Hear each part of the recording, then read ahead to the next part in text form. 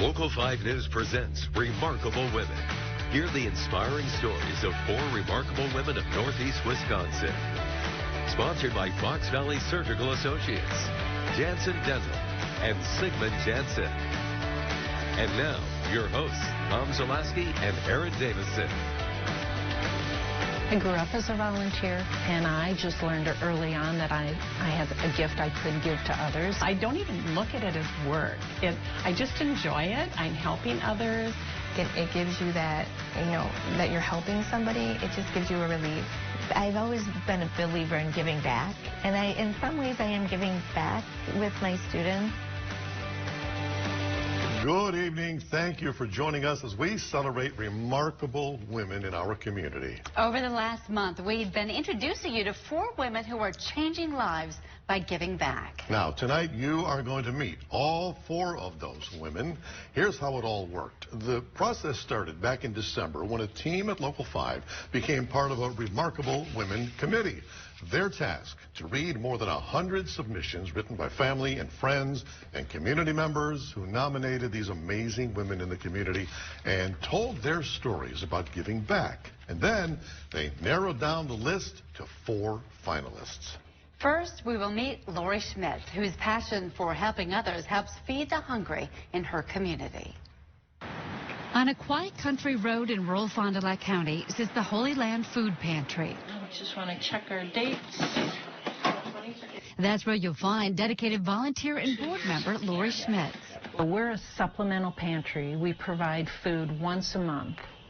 And if you're in an emergency, we can make food available for you more than that. For 5 years, this pantry, started by a group of churches and concerned citizens, has cared for their neighbors in need. Well, I want to tell everybody the need is impacting children more than we could even possibly imagine. So even our small pantry serves over 50 children every month. Children and families who need food and staples to help stretch meager paychecks. And if we can help with that, if we can help people have access to food so that they can buy the cough syrup that they might need or whatever other products in their house, tires to keep their cars going, then that's what we want to do. This is the area of Calumet and Fond du Lac County served by the food pantry, an area known as the Holy Land. It's an idea that really took off in this rural community. Proof of that is the number of volunteers and donations that come in to the Holy Land Food Pantry.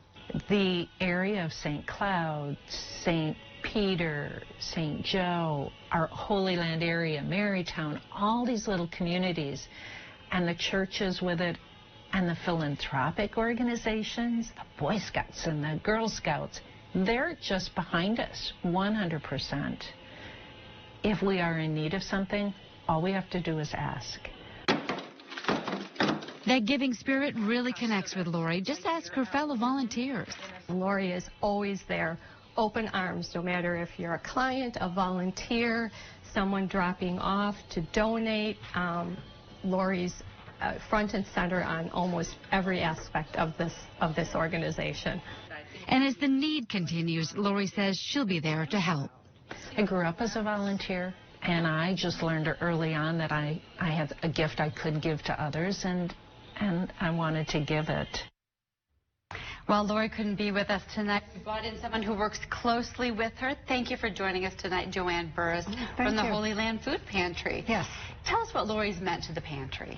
Well, as Diane had said, how she just is involved with every aspect of it, and as it has grown, we've gotten more volunteers. So if any of us have questions, we go to Lori, and she generally has the answers for us. Since this story aired, what kind of reaction has there been focused on the Holy Land Food Pantry? Well, I think you hear of it, some of it from Fond du Lac area, and then the rest out in the rural area. They're going, oh, we know her, we know who that is. So, but she generally will step back, and when the distribution day comes, that's a whole different set of volunteers generally, and there's at least 50 to 70 volunteers that we don't all see at once. It's just a little here and a little there. It was really fun for us to learn about the Holy Land. I had never heard of it before. Oh, you hadn't? It's a big thing. It really is. Yeah. Thank you so much for joining us today, Joanne Burris. And coming up next, we'll meet Cindy Thompson, who's a caregiver for not only her own family, but the community.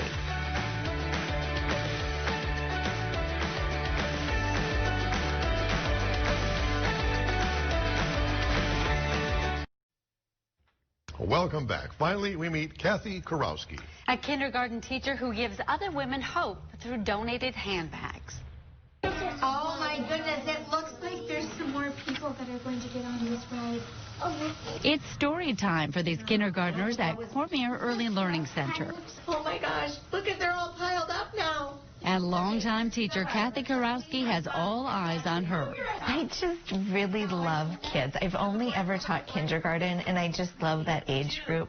That love has kept her teaching for 27 years, leaving an impression on hundreds and hundreds of students. I want to instill the love of learning and have them view themselves as readers and writers and lifelong learners. You might think that after a long day of teaching, Kathy goes home to a well-deserved rest. But that's when another effort to help others begins, a charity called Handbags for Hope. We'll have toothpaste, a toothbrush. Donated handbags filled with beauty and hygiene items, all tagged with a distinctive Forget-Me-Not logo. It's a fundraising effort started by Kathy and a couple of her fellow teachers. We saw a post on social media about always having a handbag in your car filled with sanitary items. So it was always there to give to a woman in need or a homeless woman. And we thought about that, and we know that there are homeless women in Green Bay, but they're not as visible, as they might be in Seattle or Chicago or other major cities. Handbags for Hope donates to shelters, mission trips, programs for women in need, any place they can fill a need. And where do you get all these handbags? People donate them. We have yet to buy a purse. We started in February of 2016, and we're pretty much calculated at about 2,500 purses in 8 states. So it's been remarkable. Remarkable indeed. One reason her husband Jeff nominated her as a remarkable woman. I love the fact they've involved so many people from, they have dance teams that have collections, they have Girl Scout troops that have collections for them, and it's just really kind of branched and networked to involve so many people. Well, I was joking with her because I won a radio contest back in the 90s writing about her. We won this, so I had to come back in 20 years and do it again. Grandpa Dan was standing, tapping. Kurowski joins us right now. I bet you Jeff gets some brownie points for this nomination. Yes, he does. You're done good, Jeff. Kathy, what has been the response since your story aired? Really sweet stories. Yesterday, I had a work morning and at school and then parent-teacher conferences, and somewhere I was in the building and missed this, but an older couple came in, and she wanted to donate a purse that she had made. She had macrameed in college. So thank you for donating that. I did miss the couple. Another lady came to my house today and donated a special purse that belonged to her mom. Her mom had passed, and she really wanted us to have it. So the outpouring is just, the stories are just so sweet. What's the reaction you get when you give a person to a person or to an organization? People are so thankful. Sometimes we've given out purses at Paul's Pantry where you can get your food needs met, but not necessarily your hygiene needs. We've given out purses at Street Lights, a program that has block parties at Whitney Park, and sometimes I'm giving purses to kids, girls, who are receiving their very first purse ever, and that's pretty special. Well, Kathy, thank you so much for being with us today. Thank you. Much appreciated. Thanks for having us. Now, you can check out all of these remarkable stories and others in our community throughout the Green Bay area on our website, wearegreenbay.com. Just go to the Community tab and click Remarkable Women. We're back right after this break.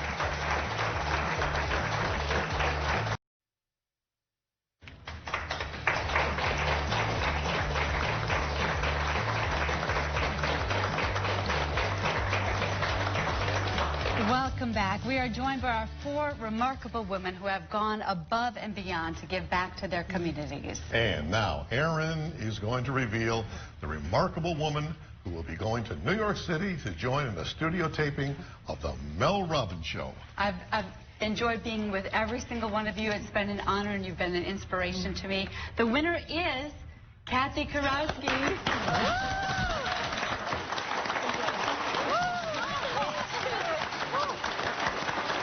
Congratulations. We are so happy for you. And Kathy, we've also got a little something special for you tonight. It is a message from Mel Robbins.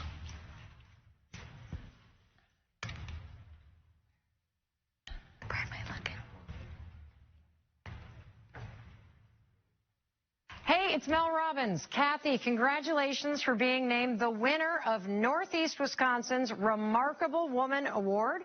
From your work in the classroom to the opportunities you create for other women with Handbags for Hope, you represent all of the women in your area who work tirelessly to make the community better. I'm so happy for you, and I can't wait to meet you at a live taping of the Mel Robbins Show right here on this set in New York City. And that'll be on March 26th. And you can watch the show with all the remarkable women throughout the United States Thursday, March 26th. Have a good evening.